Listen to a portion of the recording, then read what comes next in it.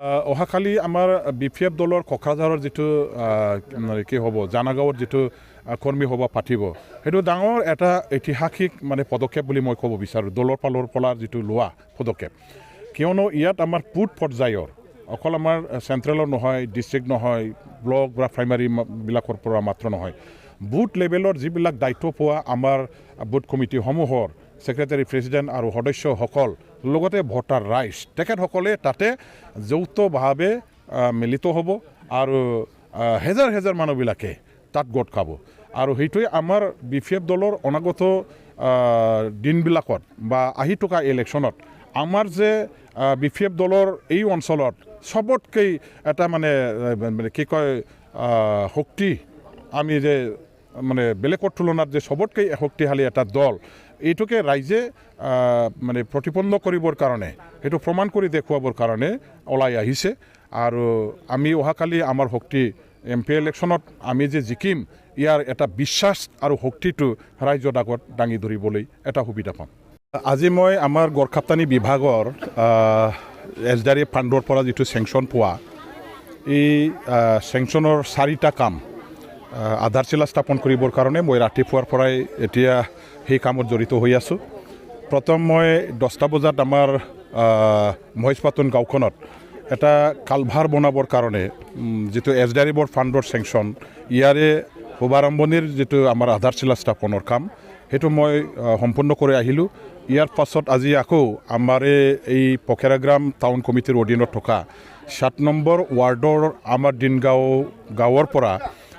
খেতি পথাৰলৈকে যোৱা আৰু লগতে আমাৰ এতিয়া মডেল হস্পিটেল যিহেতু আছে মইনাৰতলী মডেল হস্পিটেল আৰু মইনাৰতলী আমাৰ কি কয় ষ্টেডিয়ামলৈকে যোৱা যিটো ৰাস্তাত এটা কি আছে কালভাৰ বনাব লগা আছে য'ত নেকি আমাৰ সৰুকৈ এটা কাঠৰ ব্ৰিজ আছিলে সেইটো ভাঙি যোৱাৰ পাছত মানুহবিলাকৰ অহা যোৱা কৰোঁতে যথেষ্ট অসুবিধা হয় আৰু সেই অসুবিধাটো বুজি পেলাই মই SDR ফাণ্ডটো আনিবৰ কাৰণে মুভ কৰিছিলোঁ ভাগ্যক্ৰমে অসম চৰকাৰৰ কৃপাত মই চেংচন আকৌ আনিলোঁ ইয়াৰে নিৰ্মাণৰ কাৰণে এতিয়া আধাৰশিলা স্থাপন দিনগাঁৱত আজি আমি ইয়াত অলৰেডি কমপ্লিট কৰিছোঁ ইতিমধ্যে হৈ গ'ল গাঁৱৰ ৰাইজে ভালেখিনি ওলাই তেখেতসকলে সহযোগ কৰিছে তেওঁলোকে বহুত আনন্দ প্ৰকাশ কৰিছে খুব ভাল পাইছে আৰু ইয়াৰ পাছতে আমাৰ হাটাচাৰা গাঁওখনতো এটা ৰাস্তা বনোৱাৰ স্কিম আছে অসম চৰকাৰৰ পৰা চেংচন পোৱা ইয়াৰে আধাৰশিলা স্থাপন কৰিবৰ কাৰণে মই আকৌ তালৈকে আগুৱাই যাম নেক্সট আৰু ইয়াৰ পাছত আমাৰ ফালুগুৰি গাঁওখনলৈ যোৱা যিটো ৰাস্তা আৰু কালভাৰ বনাবৰ কাৰণে SDR পৰা চেংচন আছে ইয়াৰো আধাৰশিলা স্থাপন কৰিম টোটেল আজি 4টা PWD ডিপাৰ্টমেণ্টৰ অধীনত থকা কামখিনি SDR ফাণ্ডৰ পৰা কাম কৰিবৰ কাৰণে মই আধাৰশিলা স্থাপনটো কৰি আছোঁ আৰু ঠিক তেনেদৰে ভালেখিনি আধাৰশিলা স্থাপন কৰিব লগা কাম আছে মোৰ সমষ্টিটো আছে আকৌ মোৰ সমষ্টিৰ বাহিৰতো গোসাইগাঁও সমষ্টি আৰু কক্ৰাঝাৰ সমষ্টিটো অসম চৰকাৰৰ পৰা মই আনি দিয়া চেংচন হোৱা ভালেখিনি কাম আছে এই কামবিলাকৰো আধাৰশিলা স্থাপন মই সোনকালে কৰিম প্ৰথম মোৰ সমষ্টিৰখিনি মই কমপ্লিট কৰি আছোঁ ইয়াৰ কাৰণে লাগি আছোঁ আকৌ লাগিব 3-4 দিন আকৌ আধাৰশিলা স্থাপন কৰাৰ কাৰ্যসূচীত মই জড়িত হ'ব লাগিব নেক্সটত মই 28ত মই আনা কামৰ আৰু সমষ্টিৰ মই আনা কামবিলাকৰ আধাৰশিলা স্থাপন কৰিবৰ কাৰণে মই আগবাঢ়ি যাম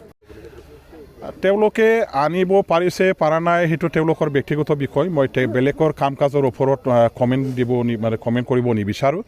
তেখেতসকলেও নিশ্চয় নিজৰ সমষ্টিৰ উন্নয়নৰ কাৰণে চেষ্টা চলাই আছে ক'তবা নহয় ক'তবা সফল হৈছে ক'তবা নহয় ক'তবা হয়তোবা বিফলো হয় আৰু মোৰো কেতিয়াবা তেনেকুৱা হয় চেষ্টা কৰা স্বত্তেও বিফলতাৰ মুখ দেখিবলৈ পোৱা যায় তথাপিও হতাশত নভুগি পেলাই লাগি থাকি এইবিলাক অন্তিম পৰ্যায়ত আকৌ আদায় কৰিব পৰাও হয় সফলতাও লাভ কৰোঁ ঠিক তেনেদৰে মোৰ দায়িত্ব মই কৰি আছোঁ যিমান পাৰোঁ মই চেষ্টা কৰি আছোঁ আৰু ঈশ্বৰৰ কৃপাত অসম চৰকাৰৰ মুখ্যমন্ত্ৰী ডাঙৰীয়াদেৱৰ কৃপাত মই যিখিনি কাম আনিবৰ কাৰণে চেষ্টা কৰিছোঁ সেইবিলাক প্ৰায়ভাগে ক'বলৈ গ'লে নোহোৱাকৈ থকা নাই প্ৰায়ভাগে হৈ আছে আৰু মানে মই নিজে ভাল পাইছোঁ আৰু মই ধন্যবাদ দিছোঁ অসম চৰকাৰৰ আমাৰ মন্ত্ৰী মানে সকলক আৰু বিশেষকৈ আমাৰ মুখ্যমন্ত্ৰী ডাঙৰীয়াদেৱক মই অন্তৰৰ পৰা ধন্যবাদ জ্ঞাপন কৰিছোঁ যে যিখিনি কাম কৰিবৰ কাৰণে তেওঁলোকে মোক সহায় কৰিলে আৰু অকল তেওঁলোকৰ সহযোগৰ কাৰণে মোৰ প্ৰতি এটা এই মানুহজনক কাম কৰিবৰ কাৰণে সুবিধা দিয়াৰ প্ৰয়োজন আছে এই ধৰণৰ এটা যে মানসিকতা আমাৰ চৰকাৰৰ আছে আকৌ মানে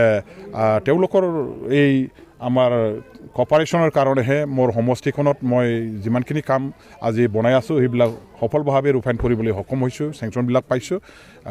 বেলেগ এম এল এবিলাকেও নিজৰ সমষ্টিৰ উন্নয়নৰ কাৰণে কাম কৰি আছে কাম কৰিব চেষ্টা কৰি থাকক যদি ক'ৰবাত যদি বিফল হৈছে সেইটো সফল কৰিবৰ কাৰণে চেষ্টা কৰি থাকক মই শুভেচ্ছা জনাইছোঁ আৰু পৰাপক্ষত আমাৰ অঞ্চলৰ উন্নয়নৰ কাৰণে এজনে আনজনক যদি সহায় কৰিব লগাও আছে ইয়াৰ ৰুলিং বিৰোধী দলৰ কথা নাই আমি একেলগে কোঅপাৰেশ্যন দি এজনে আনজনক সহায় কৰি পেলাই আমাৰ অঞ্চলখনৰ উন্নতিৰ কাৰণে কাম কৰাটো মই নীতি হিচাপে গ্ৰহণ কৰি কাম কৰিলেও বেয়া নহয় মই সেইটোকে বিচাৰোঁ সমষ্টিবাসী ৰাইজৰ স্বাৰ্থৰ কাৰণে কাম কৰিবলৈ এতিয়া সমষ্টিবাসী ৰাইজে যিহেতু মোক পঠিয়াই দিছে ভোট দি পেলাই আৰু এওঁলোকৰ সমস্যাটো বুজিবলৈ চেষ্টা কৰাটো মোৰ দায়িত্ব আৰু যিমান দূৰ সম্ভৱ হয় মোৰ কেপাচিটি মোৰ কেপেবিলিটি এপ্লাই কৰি ব্যৱহাৰ কৰি চৰকাৰৰ পৰা সুযোগ সুবিধাখিনি আদায় কৰিবলৈ দায়িত্ব লোৱাটো মোৰ দায়িত্ব কৰ্তব্য আৰু এইখিনি দায়িত্ব কৰ্তব্য মই সঠিকভাৱে সফলভাৱে পালন কৰি আছোঁ ইয়াৰ কাৰণে ৰাইজৰ এক্সপেক্টেশ্যনটো বেছিকৈ হৈ আছে ৰাইজে বেছিকৈ মোৰ ওপৰত আশা কৰিছে আৰু দায়িত্ব লৈ পেলাই কাম কৰি এইবিলাক কাম আদায় কৰি আনিবৰ কাৰণে মোৰ ওচৰ চাপিছে আৰু সেইটো মই বেয়া পোৱা নাই সেইটো ভাল লক্ষণ ৰাইজে যে মোৰ ওপৰত ইমানেই আস্থা বিশ্বাস ৰাখিছে যাৰ কাৰণে মোৰ ওচৰ চাপিছে আৰু ময়ো পৰাপক্ষত ৰাইজৰ এই আশাটো পূৰণ কৰিবৰ কাৰণে মানে একেবাৰে মানে চেষ্টা চলাই আছোঁ মোৰ নিষ্ঠা সহকাৰে দায়িত্ব কৰ্তব্যবিলাক মই পালন কৰি আছোঁ মই অনাগত দিনবিলাকতো ৰাইজক লৈয়ে আগুৱাই যাম ৰাইজৰ পৰা এইখিনি সঁহাৰি মই আশা কৰি সদায় কাম কৰি যাম